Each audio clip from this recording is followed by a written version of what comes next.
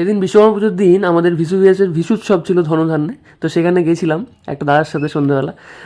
তো প্রচুর starter item করেছিল। পিওর ভেটকি মাছের ফিলে দিয়ে এই মিনি ফিশ ফ্রাই, রেশমি কাবাব।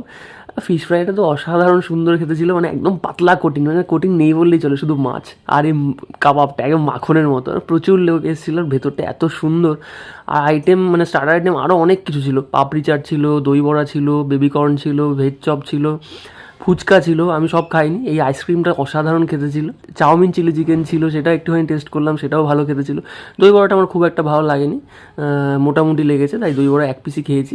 চাউমিনটা খারাপ ছিল না, ভালো ছিল। এই চকো ওরিও শেক ছিল, তারপরে ভার্জিন মোহিতো ছিল, ওগুলো তো 7-8 গ্লাস করে মেরে দিই। এরপর ছিল অনুষ্কার লাইভ পারফরমেন্স।